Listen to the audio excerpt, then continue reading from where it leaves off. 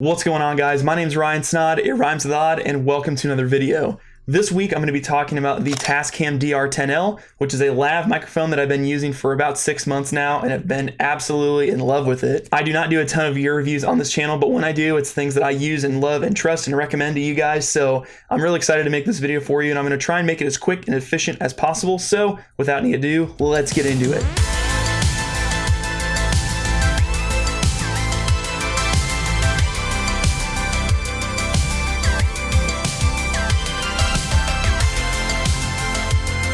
Let's get right into the pros. The first thing that I love about this thing is how small it is. It is such a low profile piece of equipment that it can go in somebody's pocket, in their shirt, up under their blouse, wherever it's going to go. It's going to be very small and very hard to notice, which is exactly what you want with a lav microphone. The second thing that I like about this is that it has a bunch of features in it that make it hard to shut off on accident. There's a really cool little switch on the side here that you hold down to turn on, and then when you're ready to record, you just slide it to record, and then the color will change here on the screen. I've also used mics in the past that have an off-on switch, and people shift it in their pocket, or they sit on the off button and they turn off the mic completely. So not only do you have the little switch to make sure that it doesn't turn off on accident, but the actual plug has a screw thread in it, which is really nice as well. So when you plug it into the top and screw it in, it's really hard to come undone on accident. It's not going to unplug the mic and ruin your recording, which is also nice. So these two features make up for the really big con, which is the fact that you cannot monitor your audio while you're recording. Actually, monitor it would be to plug in directly into the headphone jack on the side, but that kind of defeats the purpose of having someone mic'd up in the first place, because you'd be standing right next to them with your earbuds listening. Yep. Levels are good. Yep. Check 1, 2. And we're peaking. But there are other settings on the thing that is very helpful to make sure that you're keeping things level. It's got a little clamp here, which you can use the pincher to pin to somebody's clothing, like so. Lav mics are really great if your talent has a button-up shirt on, because you can just thread it directly through the shirt, and you can hide it in there so people can't even see it. What I want to make sure, though, is that it is exposed to the person's mouth, and you're roughly, within 6 inches of their mouth, because then you're going to get the best recording quality possible. The other fear of people not being able to monitor their audio is that they cannot check and see if things are peaking. But there is a great setting on this that you can do dual recording. And what dual recording allows you to do is have a louder version that would be like -0 dB, but then also have a backup track that's recording in the background at like -12 dB. So if somebody peaks and they peak the audio, instead of having it completely unusable and you have to just scrap that entire audio interview, you can just pull from that quieter track and then up it a little bit so it doesn't peak. This is an audio test just to kind of show you what the quality of the microphone sounds like.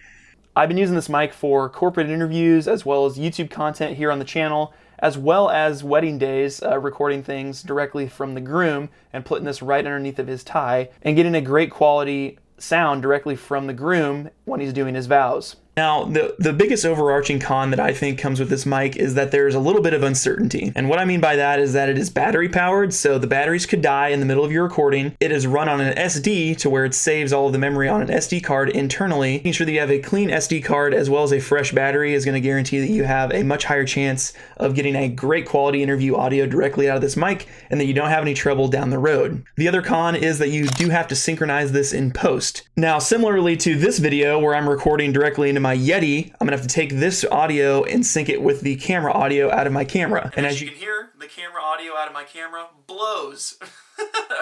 But if you're having a hard time figuring that out, I actually created a video about how to create multicam sequences and how to merge audio with different cameras that you're doing interviews with. So I'll make sure to link that video up in the card above this video and the description box. So go check that out if you don't know how to merge the audio with the video. Super helpful hack. It's very easy to use if you're using Premiere, and something that'll probably help you out in your editing workflow. Another con is that if the mic is not directly underneath the talent's mouth or in this general area, you're not going to get a very good, strong, solid core of audio. Now, I did an interview with a husband and wife team that started a company here in Des Moines, and I had the mic on the wife, and the husband was literally directly next to her in the interview, and I could not get a very good solid feed from that mic for his audio. After when it was all said and done, I might as well have just mic'd them both up. So if you're doing multiple people in an interview, I would definitely recommend getting 2 of these. They are so cheap that you could definitely afford getting just 2 of them compared to one really expensive one. So here's a quick little clip just so you can get a feel for what the actual audio quality was directly out of the mic. At the time, there was not a lot of quality yoga and fitness in the Des Moines area, and I saw an opportunity to really serve the world in a different manner than what I was doing out in Colorado, and so crazy as it is, I moved from Colorado to Iowa.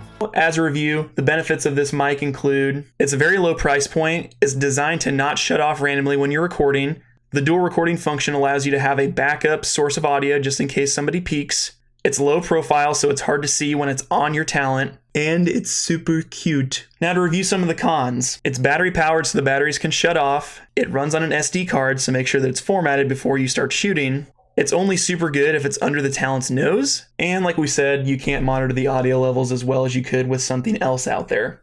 I really do like it quite a bit, and like I said, if you're a wedding filmmaker, you definitely want to pick one of these bad boys up because it is super, super worth it. Hopefully this review helped you out. If it did, make sure to give it a big thumbs up and let me know in the comments section if you use this or if you have another one that you recommend, because I'm always curious about what you guys are shooting with and recording with. If you want to pick one of these bad boys up, make sure to go check it out in the description box below. I'll have a link down there to the one from Amazon that I picked up. Super handy little thing. Love it. Can't say enough good things about it. Okay, that about does it for me, guys. My name's Ryan Snod. It rhymes with odd, and I'll see you guys in the next video. Peace!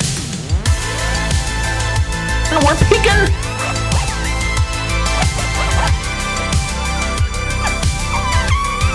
Levels are good? Yep, check. Check 1, 2.